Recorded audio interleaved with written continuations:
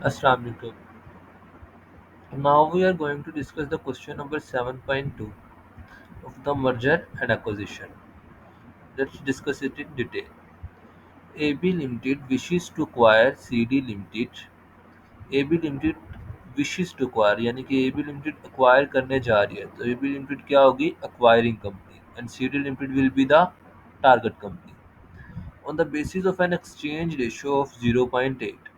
यानी कि exchange ratio क्या होगी 0.8 एक शेयर के बदले में 0.8 का शेयर इशू होगा यानी एक शेयर के बदले में 0.8 शेयर इशू होगा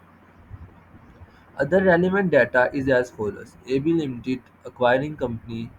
CD लिमिटेड टारगेट कंपनी का डाटा दिया गया है अर्निंग आफ्टर टैक्सेस हमें गिवन है 1 लाख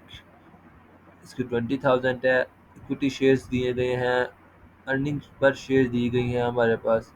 और मार्केट प्राइस पर शेयर दी गई है 20 और 8 अब हम इसको डिटेल से डिस्कस करते हैं वो उसने हमसे ये डिमांड किया है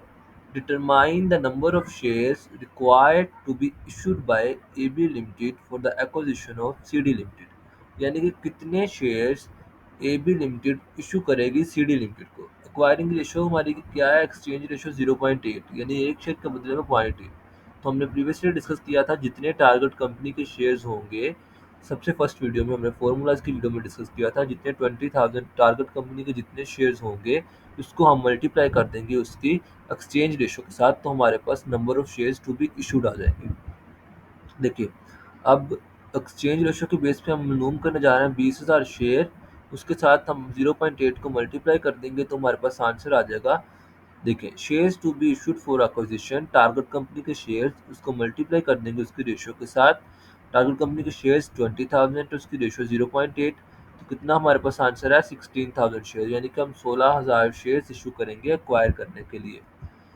what he demanded in the requirement number 2 he said what would be the exchange ratio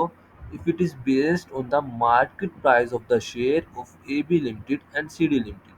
यानी कि इधर हमने कहाँ पे बात करी एक्सचेंज रेशियो के बेसिस पे बात करी क्योंकि हमारे माइंड में अभी तक ये था उसने स्टार्टिंग में क्या दिया था एक्सचेंज रेशियो का कॉन्सेप्ट अब वो कहता है क्या एक्सचेंज रेशियो होगी हम अगर हम मार्केट प्राइसेस की बेस पर शेयर इशू करें देखें हमने एक शेयर 8 वाले शेयर के बदले में 20 वाला एक शेयर देना है यानी कि the shares issued on the basis of market price तो हमने 8 वाला शेयर लेना है उसके बदले में 20 वाला शेयर हमने देना है तो क्या रेशो आएगी हमारी 0.40 एक्सचेंज रेशो आ जाएगी सिंपल है ना कि एक शेयर 8 वाला लेना उसके बदले में 20 वाला शेयर इशू करना तो कितनी रेशो आएगी 0.40 यानी कि 0.4 हम शेयर इशू करेंगे एक शेयर के बदले में नेक्स्ट वो कहता है what is the current price earning ratio of two companies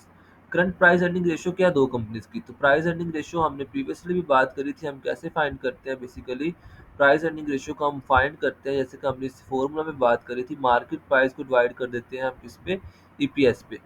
अब मार्केट प्राइस हमें गिवन है ईपीएस भी गिवन है दोनों कंपनीज का तो 20 को डिवाइड करेंगे दो पे तो ईपीएस क्या आएगा ईपीए लिमिटेड का 10 तो सॉरी प्राइस अर्निंग रेशियो क्या आएगी 10 टाइम्स ये देखें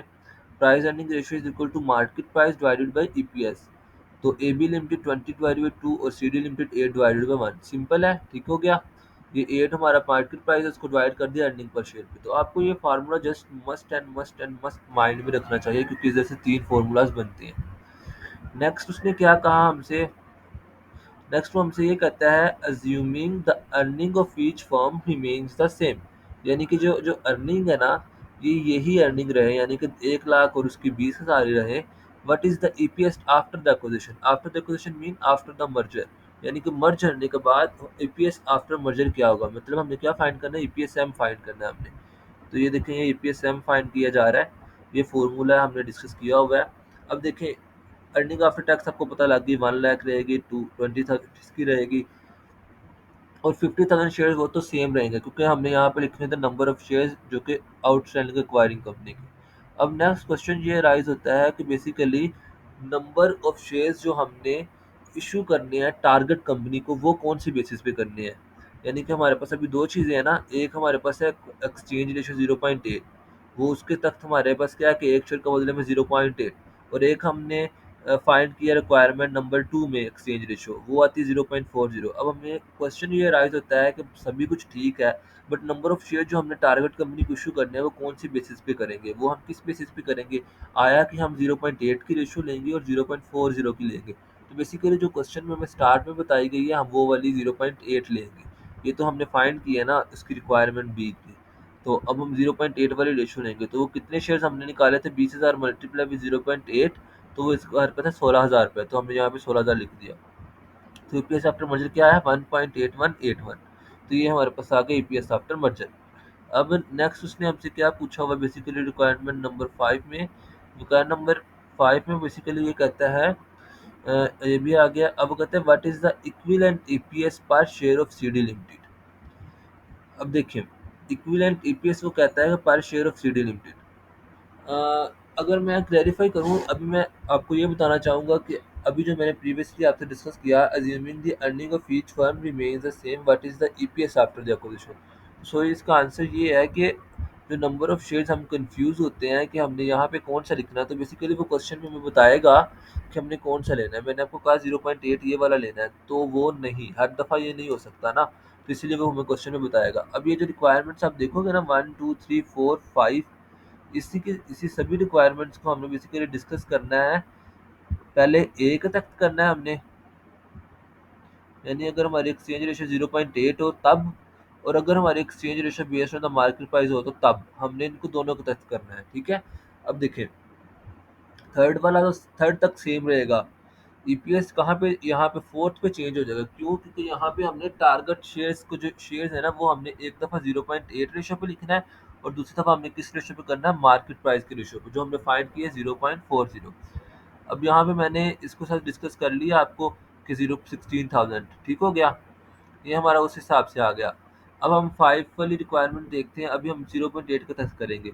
तो वो कहते हैं what is the equivalent EPS per share of C D limited. Equivalent EPS, अब देखिए इक्विवेलेंट ईपीएस का क्या यहाँ पे माइंड।